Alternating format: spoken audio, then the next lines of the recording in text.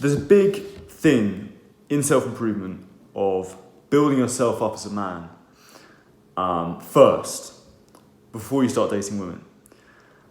You get people like First Man who say this idea that when you start out in life, in the dating market, you're not very high up, you're not got very high status. And the aim of self-improvement for the first, during your 20s, during your teens, it should just be focused on building yourself up, building up your physique, your money, your status, all those kind of things. And then when you hit 30, that's when you start having fun. This is the kind of thing that people like First Man say. And it's funny because in some sense, these guys, they're older than me, they've seen a bit more of life, but I still think they're wrong. So I'm going to do my best to sort of explain why this is.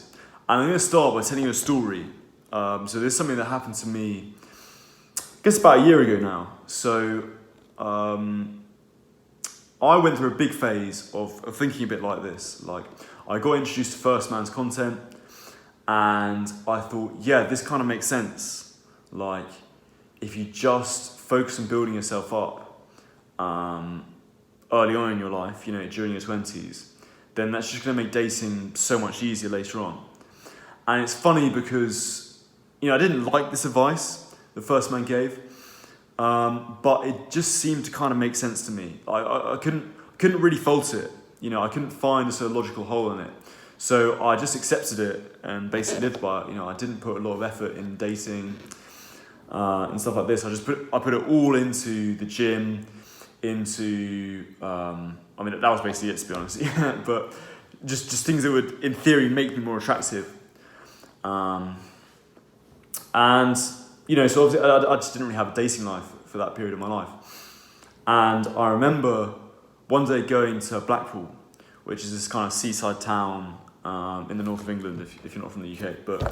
And I was going there to do a kind of vlog, because I had this second channel where I do vlogs in various cities in the UK and some outside the UK. But anyway, that's by the by.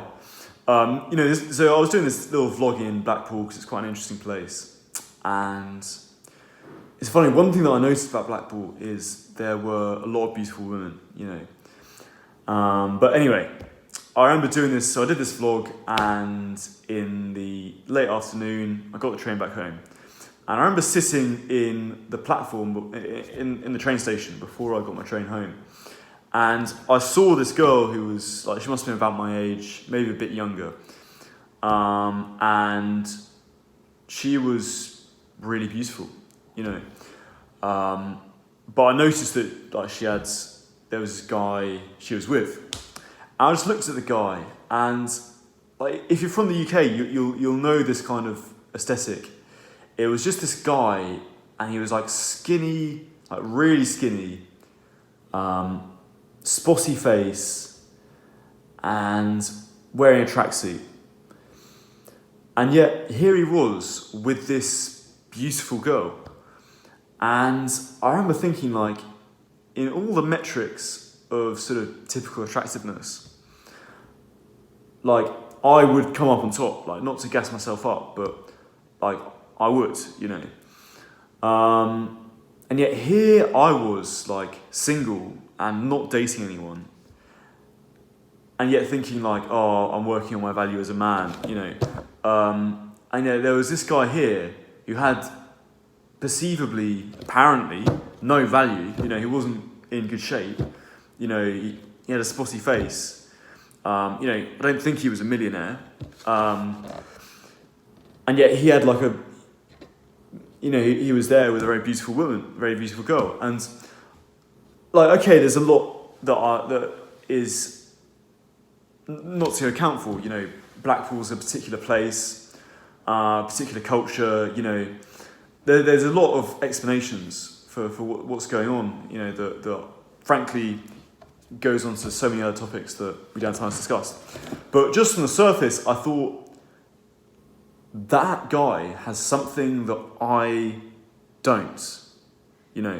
Whatever it is, there's something he has that I don't. And what I realised is the secret to dating life really is, same with so many things, it is you've got to engage with it in the now, and you can't kick it into the long grass. You know, and these people like First Man, and sometimes Hamza, you know, he flirts with this idea, but and Tate as well. You know, this thing of like build yourself up as a man and then start dating women. You know, if only it was that simple. But my impression is that you have to deal with your dating life in the now, because ultimately what women are looking for isn't polish. You know, they're not looking for the perfect man. Because here's the thing, you're always going to be able to improve yourself, right? That's the point. You know, even when, like, I'm an old man, I'm still going to want to improve myself. You know, and you know, you can go through it forever. But in some point, you've got to say, look, I'm not perfect, but it doesn't matter. You know, I've got to start engaging with this area of my life. And I think, to be honest, what girls look for is not, they don't look for polish so much. What they really want is to invest in someone, you know. Like Jordan Peterson talks about the kind of, the sort of Beauty and the Beast myth, where women want a guy who is, they want to, like this thing of like, oh, I can change him, I can, like taming the beast, you know, this kind of idea, this kind of feminine archetypal narrative of that's portrayed in the Beauty of the Beast. And I think a lot of that's kind of what appeals to women, is this idea of taking a guy who's not perfect but who's got potential and investing in him, you know. Not to say that women don't improve and, you know, their sort of feminine beauty doesn't deepen in as they get older, but I think there is something like the women when they're young, when a woman's young, you know, she's in a position where she can kind of invest. You know, she wants to invest in a guy that's got potential, you know, and then she, through a sort of feminine energy, can nurture him and push him to become the best version of himself. Meanwhile, I think for guys, it's much more like they just want a woman who's beautiful now, you know, and who's like already there. And so, like, I think if like you're a guy and you're 19 and, you know, you're not in amazing shape yet, but, you know, you're going to the gym, or, you know, you're not a millionaire yet, but you've got some ambitions, you know, you've got not even like financial ambitions, but you've got something you want to do, like you want to start a podcast, or you want to, you know, make a film, or you're an artist or something. You've got some kind of plans for your life, you know. Frankly, I think that's all you need, really. And a woman who's like, a girl who's like, you know, sees that,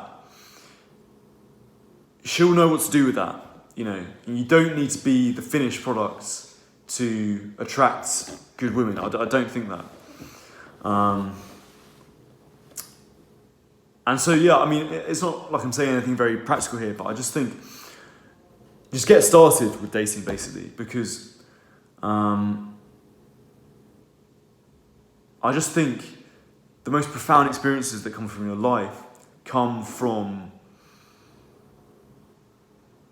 feminine inspiration, and you don't want to deny yourself that. So anyway, guys, thanks for watching anyway.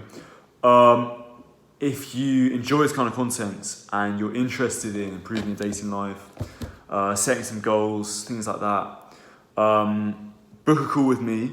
I'll leave the details below. Get in touch. You know, we can work together.